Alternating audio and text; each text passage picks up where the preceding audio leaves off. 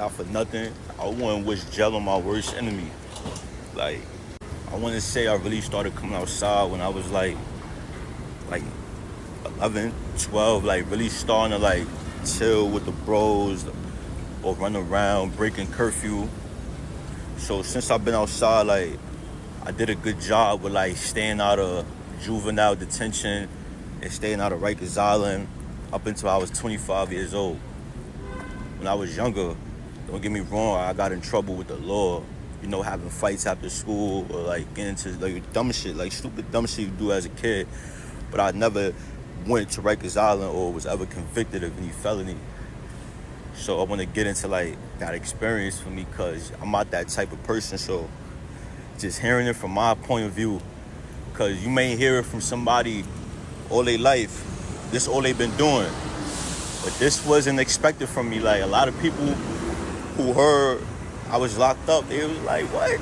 Like this is something you can't see this happening for me.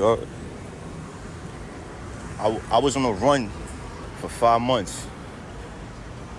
I called my case in 2020. I had 4 other co-defendants. A loaded gun in the car. And then by 2022, I was on a run for 5 months. So when they finally caught up to me, they caught me coming outside my building. And they just knew it was me. Like, it was no running, it was no nothing. So anyway, I get to the bookings and I go through the process of the bookings. They send me right before you go see the judge. So I'm thinking like, oh, I'm going home off this. Like, I'm sturdy. Then niggas came to pick me up straight from the bookings. NYPD. So NYPD comes to get me from the bookings. Now, I'm like, where we going?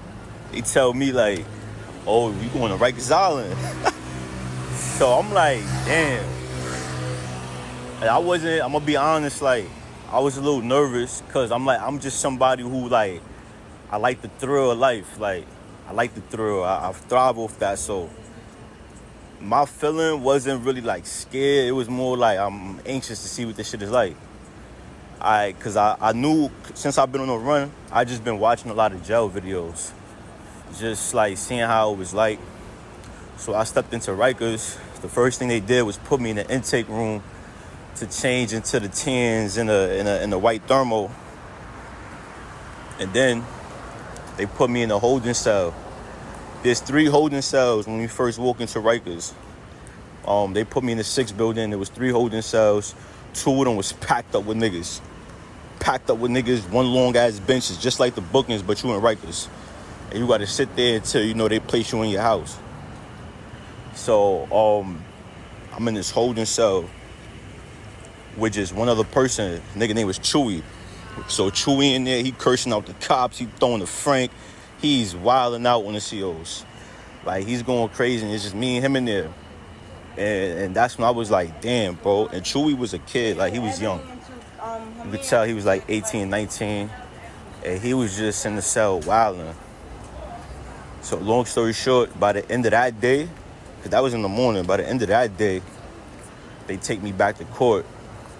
And from court, they remanded me back to Rikers Island. So I had to stay in intake with Chewy for like another day, just in intake. Then from intake, I went to another intake. Now, this intake was with more niggas. And anytime niggas asked me, like, what's my name, where I was from, I never lied about it, always kept it a buck. Like, in the hood, they call me Blesso. But when I got booked, I started telling niggas, like, yo, just call me Bless for short. And from this intake, we went to the 6th building. From the 6th building, that's the dorm where, like, I was living with a lot of heads. So now this is my first time in the spot. This is the first time I'm actually in the spot and with other grown men. And as soon as I woke up the next morning, you see everybody jumping on the phone. Everybody trying to get on the phone. Everybody got a family to call. So now you see niggas arguing over the phone. So this is my first time locked up. So, like, me personally, like, I'm like, let me watch everything. I don't want to touch nothing. I don't want to talk to nobody. I don't want to do nothing but watch. Let me see who's the toughest nigga in here. Let me see who's the softest. Let me see who's running around acting like they tough.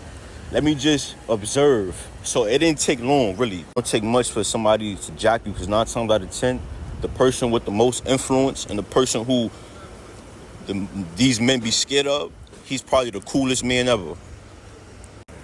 So I get to the 5 building, like, it's set up kind of like the same, but it's different in a way. It's 50 beds. They all stacked up against each other. It's one big room. Then you got a bathroom area where it got like about 6 stalls with no privacy. The toilets don't have no cover on them. They just industrial toilets. And it's about 3-4 showers and about 5 phones. And 50 heads. So that's just giving a whole bunch of angry men something to fight about. Like, who's taking a shower next, who got next on the phone. Me, I'm just an average Joe, you heard? I ain't nobody special. I could wait. Because I ain't trying to make my bed longer. I ain't trying to make my... So, while I got up north, north is damn near the same thing, too. Like, but it's just a little bigger and more cleaner. And the food is better. Up north, you know, I kept the same attitude that I had on Rikers Island, just moving how I move, militant and vigilant. Sooner or later, I just became a man amongst men. No cap. I don't gonna lie, like 5.5, 550, not banging, not doing none of that. I just stood in the gym, stood in the weight room, stood on the basketball court. Like, that's all. Just being me. I ain't try to fake who I was. I ain't try to act tough. And when I did feel like I was being tested a little bit, you know, I stood on my 10. And you just stand on business, you know, like win, lose, or draw. You just got to be a man, show you got heart. That's all. I was really just being myself. But yeah, I don't wish this on nobody, you know, like I couldn't even really see it happening for me at first. But it's over. I'm back. I'm home. And I won't be returning.